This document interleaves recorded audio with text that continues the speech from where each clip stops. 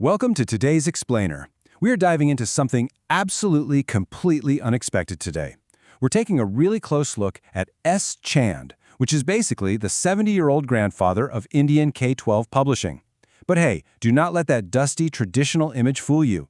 Secretly, right beneath the surface of all that paper and ink, this company is undergoing a massive structural pivot. Check out this quote, because I think it perfectly hits the nail on the head regarding the ultimate contradiction here. The school bag's heavy lifting, now licensing its brains to AI. Just think about that for a second. On one hand, you've got the heavy, physical, seasonal textbook, the absolute legacy of rote education. But on the other hand, you have that exact same entity powering the global frontiers of artificial intelligence. It's wild. Which brings us to the central mystery we are unpacking today.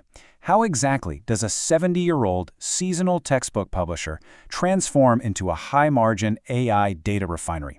We're going to skip any boring agendas today and just unmask this hidden gem step by step, taking it all the way from the traditional classroom desk straight to the server farm. Let's get into it. Section 1. Beyond the school bag. The legacy moat of a K-12 giant. Okay, so to really get this, we have to understand their traditional foundation. S. Chand serves over 40,000 private schools with what is essentially the holy trinity of Indian school brands, S. Chand, Vikas, and Madhubun. But why do they win?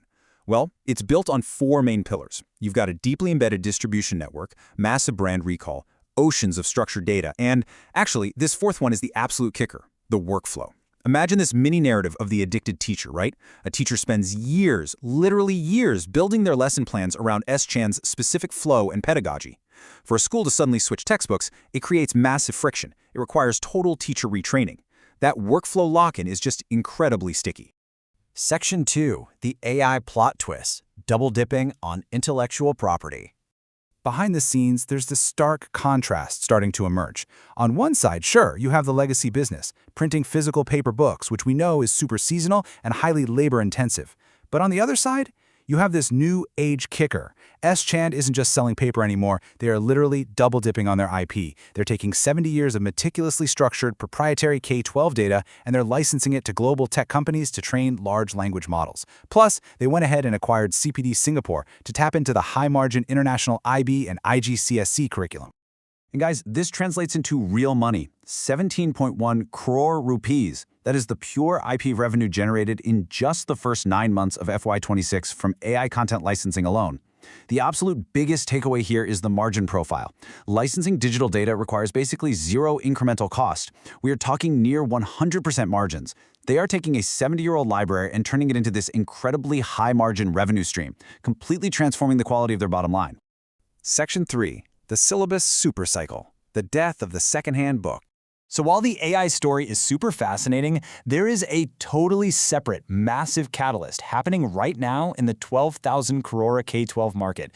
It's called the New Curriculum Framework, or NCF. Now, this isn't just some minor syllabus tweak. No way. It is a total refresh.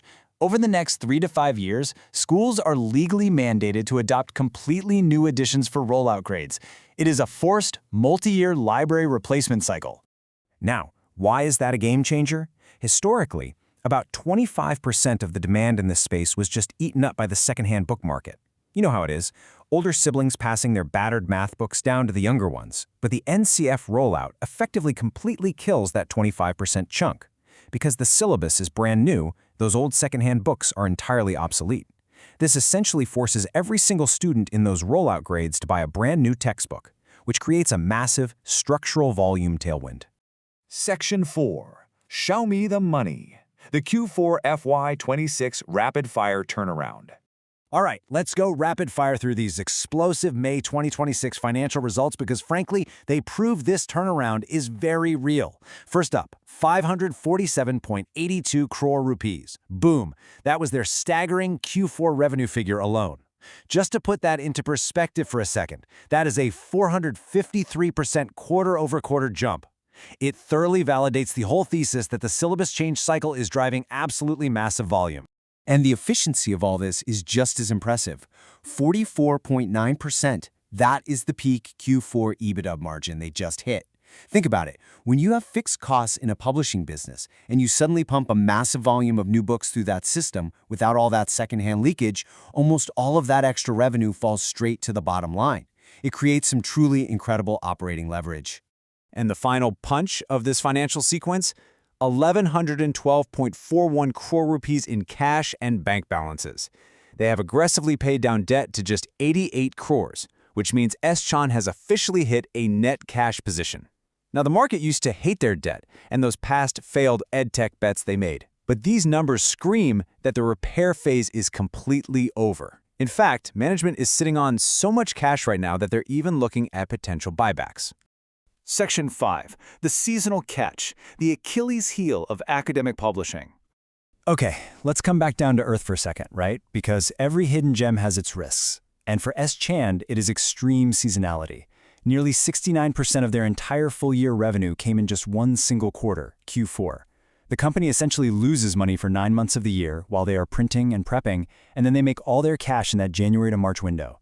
If they have even a single logistical hiccup during Q4, the other 9 months are basically just a write-off. So it's absolutely crucial to understand the specific operational and regulatory risks that keep their valuation grounded. Beyond that intense Q4 concentration we just talked about, you have the ever-present threat of spikes in global pulp and paper prices, which can obviously eat right into those peak season margins. Then there's regulatory risk, like the potential for government mandates forcing private schools to only use state-published NCERT books. And finally, there is this glaring institutional vacuum. Seriously, look at this ownership structure. Retail investors are holding 38%, while promoters and others hold over 55%. But mutual funds and domestic institutional investors, a combined 2.33%. Foreign institutional investors are sitting at just 4.47%. This is a total institutional vacuum. The lack of major smart money or mutual fund support makes this a very retail-heavy stock. That can result in a whole lot of volatility and is largely why the stock is still waiting for a valuation re-rating. Section 6. The bottom line. The market disconnect. So what does this all mean for us? Well, we have a fundamental disconnect here. On one hand, you have these record Q4 results, a newly minted net cash status, and historically low inventory days at 223, which means they aren't getting stuck holding a bunch of old syllabus books. Yet, despite all of that, the stock is currently sitting at a 34% drawdown from its 52-week highs. The market really seems to be mispricing this structural shift, valuing the company at a low 13.8x PE multiple, pricing it almost as if it were still a struggling debt-heavy paper publisher instead of this emerging IP powerhouse. Which leaves us with this final provocative thought. Is this data play wearing a school uniform the market's absolute best-kept secret? We have a 70-year-old distribution moat colliding head-on with a massive syllabus supercycle, all while they are silently refining decades of data for the AI revolution. It's just a totally fascinating intersection of the most traditional paper business and the most cutting-edge technology out there. Thank you so much for hanging out and diving into this explainer with me today. Keep learning, keep questioning, and I'll catch you next time.